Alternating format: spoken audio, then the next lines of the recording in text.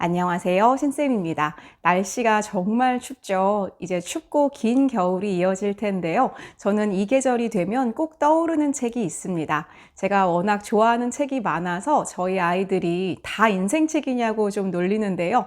만약 그 중에서도 꼭 한 권을 꼽으라고 한다면 저는 이 책을 고를 것 같습니다. 저의 인생책 오브 인생책인데요. 바로 톨스토이의 안나 까레니나입니다. 안나 까레니나는 워낙에 유명한 작품이고 많은 분들이 인생책으로 꼽는 그런 책입니다. 역사상 가장 위대한 문학 작품으로 일컬어지는 러시아의 대문호 톨스토이의 작품입니다. 이 책의 스토리는 워낙에 유명하고 매력적이어서 여러 번 영화화되기도 했습니다. 그래서 이 책을 읽어보시지 않았다 하더라도 내용은 대충 아시는 분들이 많을 거예요. 저도 이 책을 영화화한 작품들을 봤는데요. 책을 따라오는 게 불가능한 작품입니다. 그래도 러시아를 배경으로 한 그 영화화된 그 이미지를 보는 것만으로도 즐겁기는 했는데요. 하지만 이 책에 담겨있는 내용을 2-3시간 정도의 영화로 담는 것은 무리가 있습니다. 이 책이 좀 길어가지고요. 제가 가지고 있는 미음사판으로 보여드리면 이렇게 3권입니다. 하지만 막상 읽어보면 내용도 어렵지 않고 술술 재미있게 읽히고요. 사실 이 책은 통속소설입니다. 불륜소설이잖아요. 내용이 너무 흥미로워가지고 막 읽게 되거든요. 그래서 두려워하지 말고 시작해보시라고 추천드리고 싶습니다. 톨스토이의 안나 까레니나를 이야기하기 위해서는 우선 러시아 문화에 대한 이야기를 좀 해야 할 것 같습니다. 러시아 하면 어떤 이미지가 떠오르시나요? 일단 엄청나게 큰 대륙, 그리고 정치적, 경제적으로는 뭔가 좀 뒤떨어진 나라고요. 지금은 사실 전쟁 중에 있기 때문에 더 이미지가 나빠졌죠. 하지만 러시아 문화는 정말 대단한 저력을 지니고 있습니다. 러시아 문학은 그 어떤 나라와 비교해도 뒤지지 않을 만큼 화려한 라인업을 자랑하는데요. 푸시킨과 고골, 투르게네프, 그리고 톨스토이, 도스토옙스키 등 정말 대단한 거장들이 즐비한 나라입니다. 또 러시아 하면 발레가 떠오르기도 하는데요. 발레 하면 차이코프스키죠. 러시아 음악가들 역시 대단합니다. 차이코프스키와 라흐마니노프는 제가 가장 좋아하는 작곡가들인데요. 이렇게 러시아 작곡가들의 음악을 들으면 모차르트나 베토벤과 같은 그런 위대한 작곡가들과는 뭔가 또 다른 개성을 느낄 수가 있어요. 어딘가 음울하고 진지하고 뭔가 처연하기도 하고 동양적인 이상한 매력이 또 섞여 있는 것처럼 느껴지기도 하면서 또 서양의 전통 음악의 매력이 함께 담겨 있기도 합니다. 이러한 러시아 문화의 매력과 저력은 어디에서 오는 것일까요? 러시아는 엄청나게 커다란 국가이지만 경계국이라고 생각합니다. 아시아의 경계, 그리고 동시에 유럽의 경계인 것이죠. 언제나 주변인이었습니다. 러시아는 어떤 문화의 중심국가 역할을 한 적은 없습니다. 오히려 변방국가, 주변국가, 그리고 경계국가로서의 아이덴티티를 가지고 있는데요. 이것이 좀 본인들 국가 입장에서는 슬프기도 했을 거예요. 하지만 그러한 경계국가로서의 아이덴티티가 러시아만의 특이한 그런 매력을 보여주는 것 같습니다. 이 두 가지 문화를 같이 갖고 있는 거잖아요. 그 두 가지가 변주되면서 아주 독특한 러시아 문화만의 저력을 가지게 된 것이라고 생각합니다. 이러한 러시아 문화의 두 가지 특징을 그대로 보여주는 두 개의 도시가 바로 모스크바와 상트페테르부르크입니다. 모스크바 하면 떠오르는 이미지는요, 뭔가 묘한 동방적인 그런 느낌인데요. 러시아 정교회만의 조금 어두운, 그리고 뭔가 민속적인, 동방적인 그런 느낌이 떠오르고요. 상트페테르부르크는 좀 서방의 유럽적인 뭔가 화려한 그런 느낌들을 좀 대변하는 것 같아요. 결국 두 개의 도시가 러시아의 두 가지 성격을 그대로 담고 있는데요. 이 두 가지가 함께 변주되는 것이 바로 러시아 문화의 특징이라고 할 수 있겠습니다. 안나 까레니나를 읽고 있으면 주인공들이 계속해서 두 개의 도시를 왔다 갔다 하는 모습을 보여줍니다. 좀 더 전통적이고 틀에 박힌 느낌의 모스크바, 그리고 조금 더 화려하고 방탕하기까지 한 삶을 좀 보여주는 상트페테르부르크. 이 주인공들도 자신의 정체성을 찾기 위해서 왔다 갔다 하는 것처럼 느껴집니다. 저는 보통 추운 겨울에 이 책을 읽습니다. 음악은 차이코프스키나 라흐마니노프의 피아노 협주곡을 틀어놓고 이 책을 읽고요. 그리고 책을 읽을 때 이렇게 러시아 커피잔에다가 커피를 담아서 마시면서 책을 읽습니다. 이번에는 작가 톨스토이에 대한 이야기를 살짝 짚고 넘어가 보도록 하겠습니다. 톨스토이는 19세기 초반에 러시아에서 귀족의 아들로 태어났습니다. 톨스토이 백작 가문의 네 번째 아들로 태어났는데요. 이러한 출생은 도스토예프스키와는 좀 비교되는 바입니다. 톨스토이는 태어날 때부터 금수저였어요. 책을 쓰는 이유가 돈을 벌기 위해서는 아니었습니다. 반면 도스토예프스키는 돈을 벌기 위해서 글을 썼던 사람이고요. 톨스토이는 부유한 지주의 아들이었지만 사회개혁에 관심이 상당히 많았습니다. 러시아는 농노가 늦게까지도 있었던 좀 후진 지역이잖아요. 그리고 여전히 사회적으로 이런 서방에 비해 가지고 많이 뒤처져 있었던 그런 나라인데요. 톨스토이는 이러한 농노를 해방해야 한다고 생각했고, 이러한 지주들이 갖고 있는 이런 사회 부를 모두 독점하고 있는 것에 대해서 비판적인 시각을 가지고 있었습니다. 이러한 톨스토이의 사회개혁적인 사상은 안나 까레니나를 비롯한 다른 톨스토이의 여러 책에도 그대로 드러나고 있습니다. 톨스토이는 이러한 자신의 생각을 직접 실천하고자 했는데요. 만년에는 자신의 모든 재산과 이 책에 대한 저작권까지 모두 포기하려고 합니다. 그래서 부인과 심각하게 불화를 겪게 돼요. 톨스토이가 죽을 때 평생을 함께했던, 정말 많은 자식도 낳고 함께 사랑하고 싸우면서 살았던 아내와 결국은 만나지 못하고 죽습니다. 이런 아내와의 결혼 생활, 그리고 재산과 관련된 갈등 같은 것들은 충분히 이해가 되더라고요. 톨스토이는 자신의 사상과 자신의 사회적 지위의 괴리 때문에 상당히 고민을 많이 했던 것 같습니다. 말년에 오면서는요, 원시 기독교적인 사회 이런 것들과 결합을 하면서 톨스토이만의 독특한 사상을 만들어 가게 되고요. 그리고 그리스 정교회와는 결별을 하게 됩니다. 그리고 그의 생각은 많은 사람들에게 영향을 주게 되는데요. 뒤에 쓰여진 작품들은 사실상 문학적으로 보면 안나 까레니나보다는 조금 재미는 덜하다고 볼 수 있습니다. 자신의 생각을, 이러한 사상을 표현하기 위해서 조금 더 노력을 했던 것 같습니다. 이제 본격적으로 안나 까레니나 이야기를 해보도록 하겠습니다. 러시아 소설을 읽을 때 좀 어려운 점이요, 주인공들의 이름이 너무 어렵습니다. 원래 이름 자체가 너무 길고요. 결혼하기 전의 이름, 결혼한 후의 이름도 다 다르고 뒤에 이름이 계속해서 막 붙어요. 그래서 조금 그런 게 힘든데요. 메모해 가면서 읽으면 좀 도움이 되기도 합니다. 이 책 같은 경우는 대부분 애칭으로 표현을 하고 있기 때문에 그렇게 어렵지는 않은 것 같습니다. 줄거리를 간략하게 말씀드리도록 할게요. 주인공은 당연히 안나 까레니나입니다. 안나의 오빠가 바람을 펴가지고요, 오빠 부부의 싸움이 크게 납니다. 그래서 두 부부를 화해시키기 위해서 안나 까레니나가 모스크바에서 상트페테르부르크로 기차를 타고 오게 됩니다. 그런데 상트페테르부르크로 도착했을 때 거기에서 젊은 브론스키라는 청년을 만나게 됩니다. 그리고 둘이 첫눈에 반하게 돼요. 그런데 안나는 어린 아들을 하나 두고 있는 유부녀예요. 남편은 카레닌이라고 하는 아주 유명한 고위공직자입니다. 안나는 브론스키를 계속 밀어내려고 하지만 두 사람은 사랑에 빠지게 됩니다. 이렇게 한 커플이 중요한 커플이고요. 두 번째 커플이 있습니다. 톨스토이는 자신이 하고 싶은 이야기, 그리고 자신의 사상을 표현하기 위해서 이 책에 자신의 아바타를 한 명 심어뒀는데요. 그 사람이 바로 레빈이라는 사람입니다. 레빈은 귀족 지주이기는 하지만 사회 사상에 관심이 굉장히 많고, 또는 농사를 직접 자기가 지어보려고도 하는 그런 사람입니다. 이 레빈은 키티라고 하는 아가씨를 사랑하고 있어요. 그런데 문제는 이게 얽히고 설켜가지고요, 키티는 브론스키를 사랑하고 있습니다. 그리고 브론스키와 키티는 사실은 썸 타는 관계였어요. 그래서 키티가 레빈을 거절하게 되고요. 레빈은 절망하게 됩니다. 자, 이제 그리고 유명한 중요한 파티가 열리게 되는데요. 키티와 안나 그리고 브론스키가 모두 이 파티에 참석을 하게 됩니다. 그런데 이 파티를 묘사하는 장면들이 정말 기가 막힙니다. 저는 이 장면을 읽을 때마다 항상 감탄하곤 하는데요. 일단 가장 놀라운 건 톨스토이의 패션 감각이에요.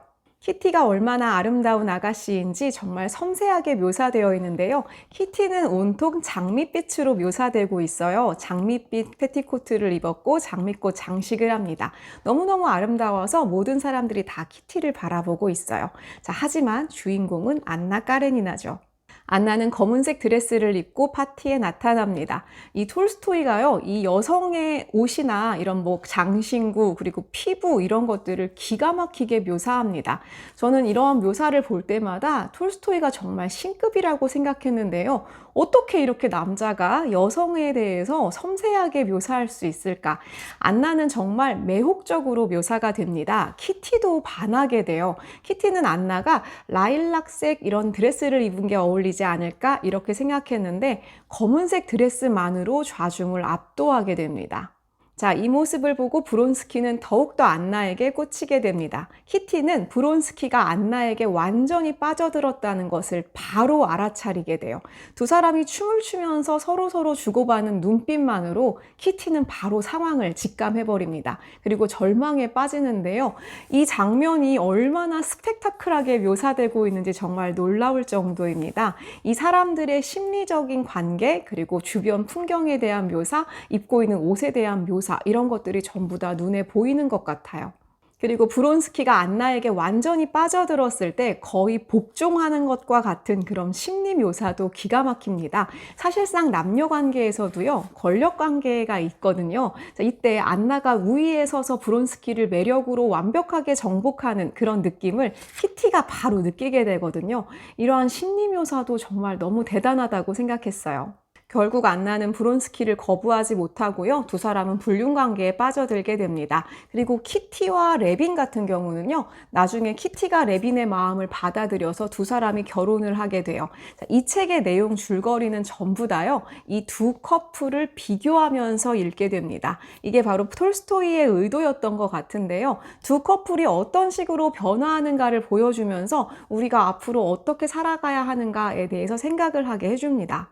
저는 이 책을 다시 읽을 때마다 점점 더 톨스토이에게 감탄하게 됩니다. 와, 이 묘사들이요, 약간 소름 끼칠 정도예요. 어느 정도까지 저는 생각이 되냐면요. 톨스토이는 신이 잠깐 사람에게 현신했던 것이 아닐까, 이런 생각을 하는데, 사람이 다른 사람의 심리를 이렇게 정확하게 묘사하고 쓸 수 있을까? 제가 가장 놀랐던 건 여성에 대한 심리 묘사입니다. 톨스토이가 이 생각들을 정말 낱낱이 까발려가지고 쓰고 있어요. 그래서 저는 읽으면서 와, 이런 생각 나도 해봤을 것 같다. 내가 부끄럽다고 생각했던, 입 밖으로 내지 못했던 이런 생각을 해본 적이 있는 것 같다. 그런 생각도 좀 해봤고요. 그리고 읽다 보면 이게 아이를 키우고 있는 그 달리아라는 이제 그 오빠의 부인이 있거든요. 이 부인의 심리 묘사 같은 걸 읽으면서도요, 제가 아이를 키우면서 했던 생각을 그대로 거기서 발견하기도 했어요. 그래서 분명히 톨스토이는 남자인데 어떻게 여자들이 가지고 있는 이런 정말 내밀한 그런 심리를 알고 있었을까? 톨스토이의 부인은 얼마나 힘들었을까? 이래서 조금 소름 끼친 적도 있습니다. 저는 안나 까레니나를 읽으면 고전이 왜 위대한지 다시 한번 생각하게 됩니다. 이 책은 누가 읽느냐에 따라, 그리고 언제 읽느냐에 따라 정말 다양한 생각을 하게 해주거든요. 그리고 등장하는 사람들이 전형적인 인물이 별로 없습니다. 여기 나오는 인물들이요, 아주 나쁘기만 하거나 아주 착하기만 하거나 정말 뭐 쾌락만 추구한다던가, 그런 사람도 하나 있긴 있구나. 안나 오빠가 좀 그런 것 같아요. 아무튼 사람들이요, 전부 다 누군가 어디선가 봤을 법한 사람들입니다. 그래서 무조건 욕할 수가 없어요. 안나가 한 행동에 대해서 무조건 욕하기에는 너무 안타깝기도 하고요.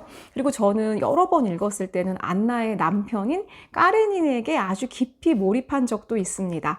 우리가 살아가면서 만나게 되는 다양한 인간 군상, 그리고 나 자신의 모습을 이 책에서 수많은 사람들 속에서 발견할 수도 있더라고요. 저는 그게 이 책의 최고의 그런 고전의 가치를 보여준다고 생각합니다.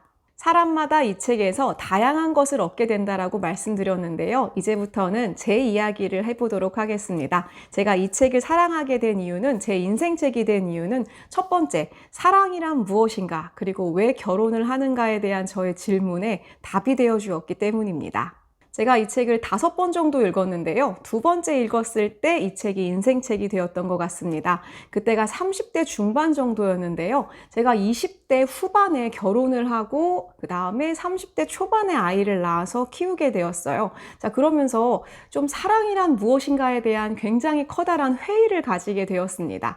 여러분은 사랑이 뭐라고 생각하시나요? 20대 후반에 중반부터 제가 이렇게 연애를 하고 후반에 남편과 결혼을 했는데, 제가 그때 겪었던 사랑이라는 거는요, 브론스키와 안나가 처음 만났을 때 겪었던, 그리고 브론스키가 안나를 향해서 복종을 하는 것과 같은 그런 아주 로맨스가 강한 그런 사랑이 사랑이라고 생각하고 살았었던 것 같아요.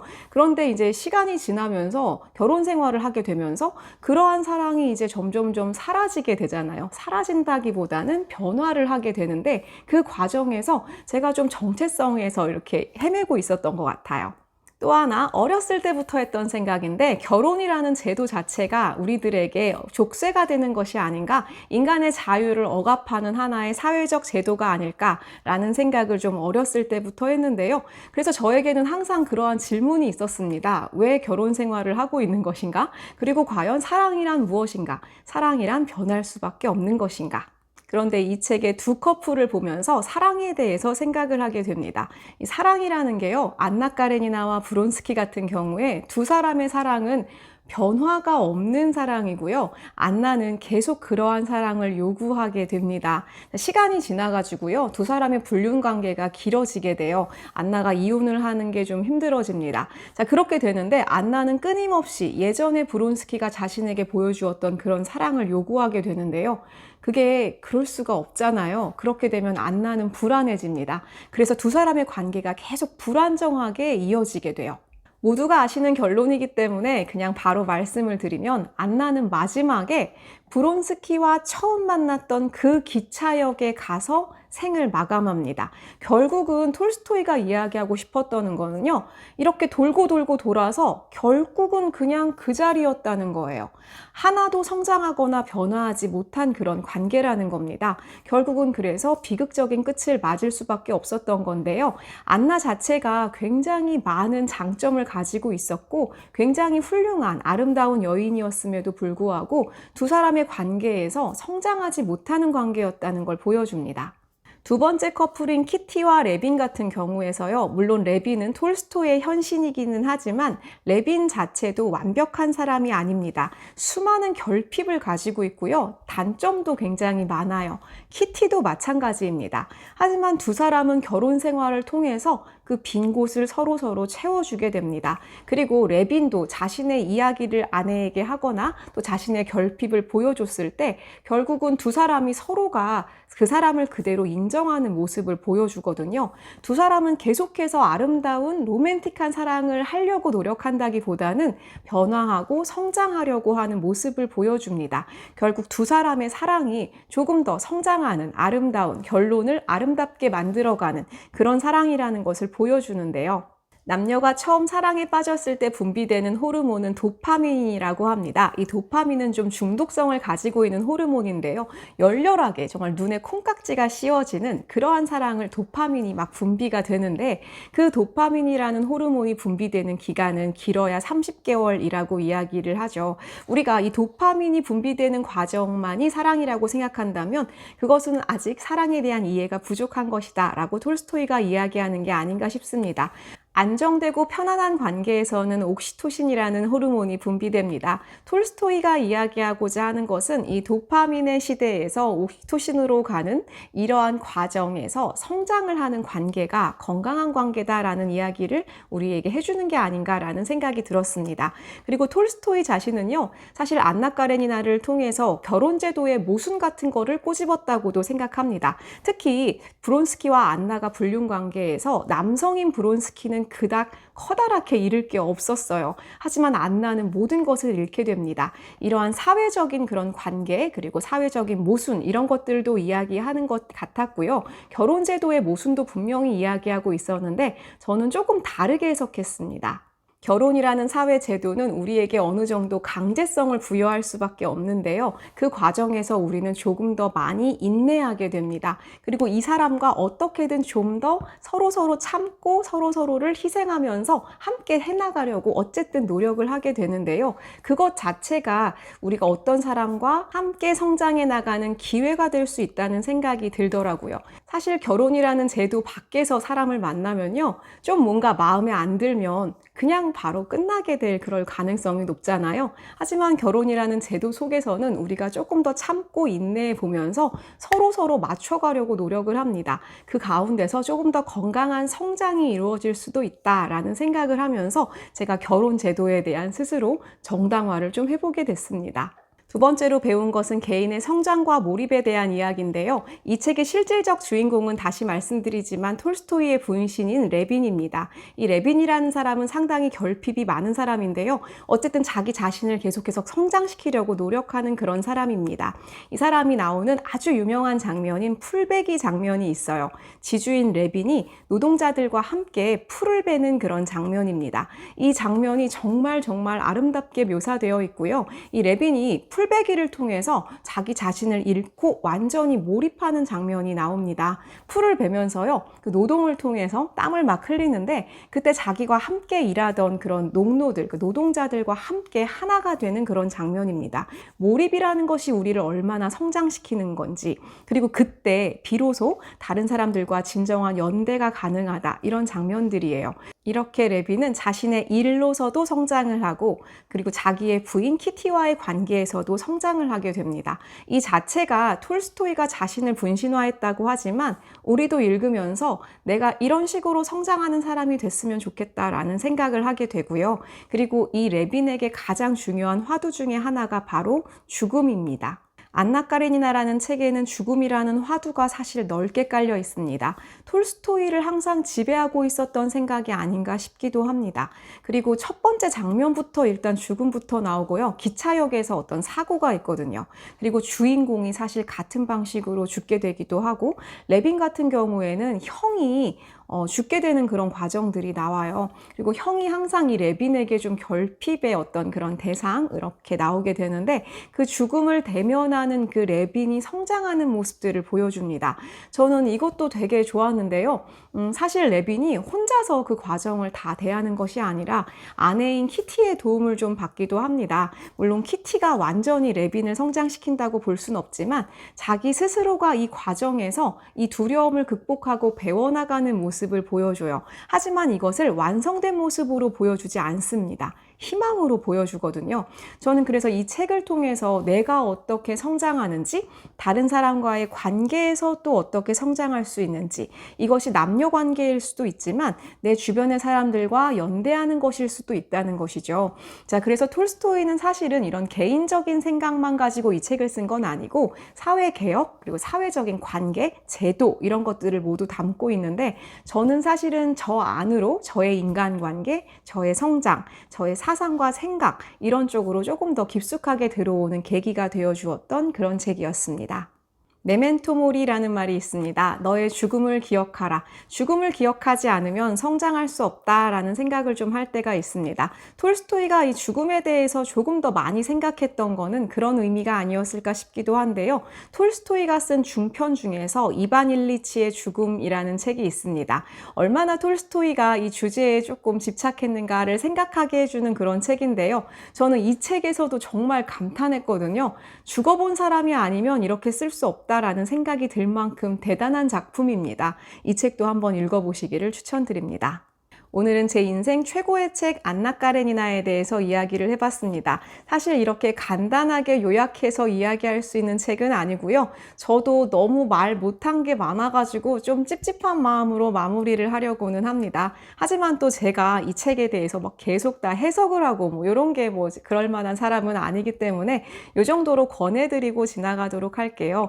한겨울에 라흐마니노프를 들으시면서 차를 마시면서 한번 이 책을 끝까지 읽어보시기를 추천드립니다. 많은 생각하시지 않아도 되고요. 재미로 읽어보셔도 충분히 훌륭하게 재미있는 그런 소설이라고 생각합니다. 저는 다음 시간에 다음 책으로 찾아오도록 하겠습니다. 모두들 건강하시고요. 안녕히 계세요.